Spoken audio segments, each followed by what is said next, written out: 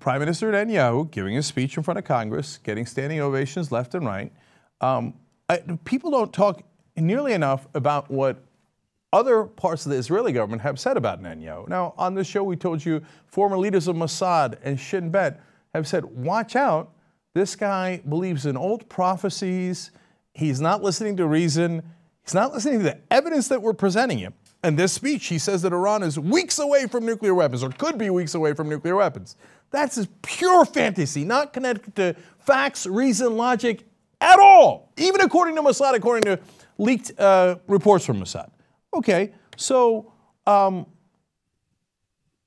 in this speech, he's not going to go in that direction, is he? I mean, he's trying to talk us into not negotiating with Iran. You know what he starts talking about?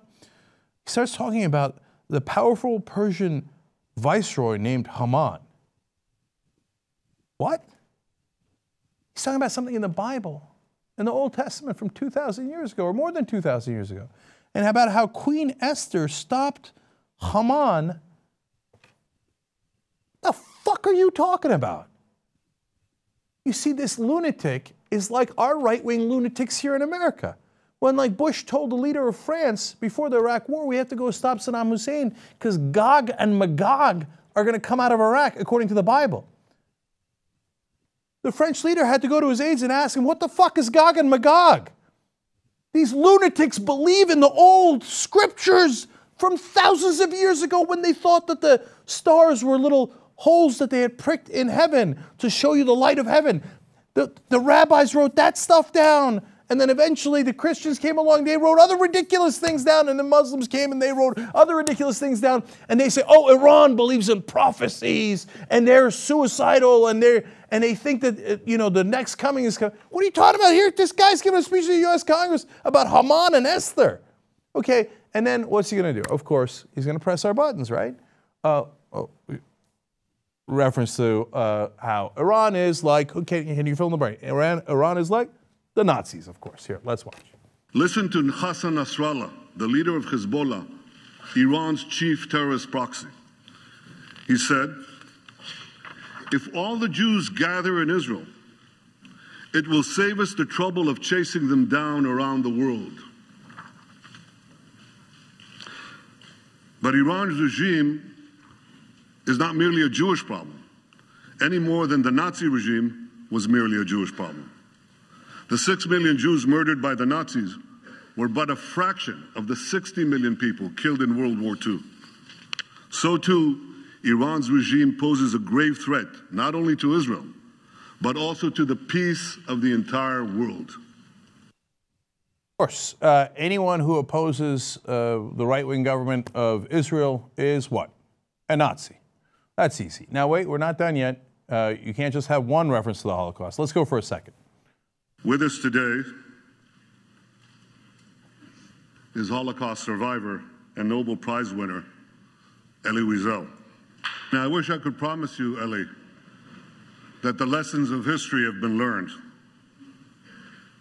I can only urge the leaders of the world not to repeat the mistakes of the past, not to sacrifice the future for the present, not to ignore aggression in the hopes of gaining an illusory peace. But I can guarantee you this. The days when the Jewish people remain passive in the face of genocidal enemies, those days are over. Look, such an easy thing to do. Okay, yeah, my enemies are all the Nazis, and if we don't do anything, well, obviously it'll be a genocide and a Holocaust, so I win, you lose. No, you don't, okay? I've supported the left-wing prime ministers of Israel before. I've supported the people who made peace deals. They make sense. You know what? They can make the same argument. Well, I'm the prime minister of Israel. If you don't support a peace deal, Holocaust, genocide, Nazis. See, there's no logical connection there, but he gets to throw it around anyway. He's dealing that, as they used to say back in the old days, from the bottom of the deck. And he talks about aggression. He is the aggression. He's not worried about the danger. He is the danger. He's the one that wants to start wars. He's the one that has started wars. And right now he's saying no peace deal, a peace deal that would eliminate Iran's nuclear program. He doesn't want it because he doesn't want peace. He wants aggression. Clarity here. Who are your enemies? Because we're fighting ISIS, but Iran is also fighting ISIS. Now, for example, and remember, Iran helped us with Afghanistan. I don't know if you remember this. After 9/11, Iranians stood with us, including their government, said, we're with you. Now, here's what you have to understand. The Iranians are Shia, and the people who did 9/11 are Sunni. ISIS is Sunni. They don't like one another, okay? And they've been fighting for longer than the U.S. has been around. But that's nuance. Neocons don't do nuance. Our neocons like Dick Cheney and Don Rumsfeld, they just attack random Middle Eastern countries, go, Shia, Sunni, I can't tell the difference. Let's see what happens. That's what we did in Iraq, like a drunk sailor. And now Netanyahu's going to say, let's do it again. I can't tell the difference. Who cares? Watch. The ideology of Iran's revolutionary regime is deeply rooted in militant Islam. And that's why this regime will always be an enemy of America. And don't be fooled. The battle between Iran and ISIS doesn't turn Iran into a friend of America. Iran and ISIS are competing for the crown of militant Islam. One calls itself the Islamic Republic. The other calls itself the Islamic State. Both want to impose a militant Islamic empire, first on the region and then on the entire world. They just disagree among themselves who will be the ruler of that empire. In this deadly game of thrones, there's no place for America or for Israel.